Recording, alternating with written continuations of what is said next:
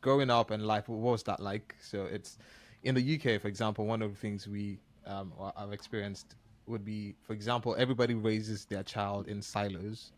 So you don't have a lot of Sorry, in community what? In and silo? silos. So Silo? like, Silo? so for example, I would just be in charge of my family. My neighbors don't, you don't really have a Okay. lot of community in that sense. Everybody's Okay. just kind of like on their own doing their thing.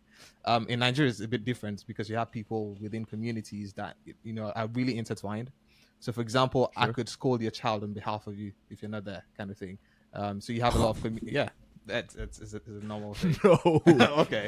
Yeah. No. Oh, fair. You would get killed if you did that. Oh, here. wow. Okay. No, no, no. I mean, you would get killed, but it would be a huge disrespect for you to take ownership of somebody else's child. Yeah, Okay. basically. So there's a Nigerian. I don't know if this is a Nigerian saying where I don't know if it is where they say it takes a village to raise a child. Ooh, okay. Right. So yeah. It literally does. So your neighbors, Everybody gets involved. pretty much. You made it Everybody sound like you gets can't do involved. it, dude. It's so hard. It takes a village, Yeah, man. it takes a village. Yeah. No, no. I would So- say it's different here. It's like really the culture sort of likes to give everybody their autonomy and sort of let them sort of raise their child on their own. The way it works is essentially is our culture is quite I don't know if the word is self-reliant, but like privacy is a pretty huge thing. Like we love it. We don't like, for example, you would be walking down the street. I think a common people. Sorry, let me start again. I'm really rambling here. But what a lot of people would say about Latvia is that we're quite rude, right, Latvians. But really, we're not. We just don't like to be expressive to people we don't know, right? So you wouldn't really get Latvians saying hello or apologizing much to people that they don't know if they've done minor things. And actually, this is a quick yeah. like side story. But one of my friends that I got in the UK was literally because I walked like it was my first week in the UK. I'm in Coventry, so I walked past this guy, and in the shop in the aisle, and he walks back like one step and apologizes. He apologized for the fact that he was in my way as I was walking through the aisle, right? This is not something Latvians would do. If you apologize, like now I'm still used to it and I apologize a lot as a Latvian in Latvia. People look at me like I'm crazy. They look at me like there's something wrong with me, like I'm from somewhere else, because we really don't do that.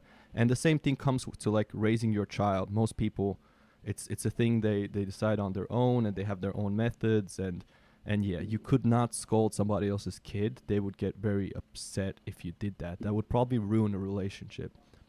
If you let's say you left your kid with somebody else's whatever and they did something. I mean, maybe if you said something, that would be sort of fine, but you could not do anything physical. And even physical practices are sort of falling out of fashion. Yeah. That being said, in my childhood, in sort of my, let's put it, era or whatever, it was more common practice. It was more common practice to sort of do a little bit of physical therapy, let's say, towards your child, right? When I always imagine of Africa and physical therapy, and like I always imagine the slipper. The first thing I think of is the slipper. That's classic. That's a Yeah, we Yeah, did it not is. go to we for d- sure. Yeah, we did not have the slipper. Yeah. We had the belt. The belt is our Yeah. one. We had the Yeah, belt. We did have the belt as well. Okay.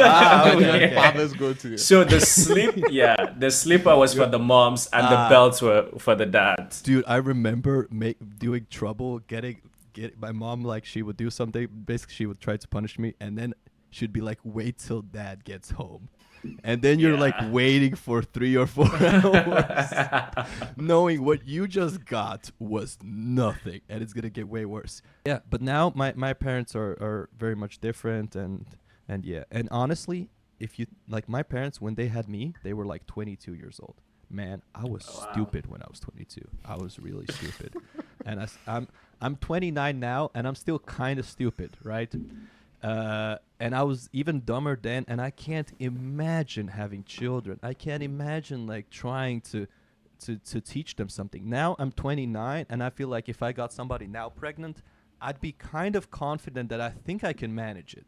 I wouldn't be 100%, but I'm like 80% confident that with the help of Google, and some books, you know, I think I could do it. You know what I'm saying? I think I could. But when I was 22, no way. No way. I'm still developing. They say that males, like men, they develop till like 25 or something. Yeah. Like your brain hasn't Yeah. developed till 25. So yeah.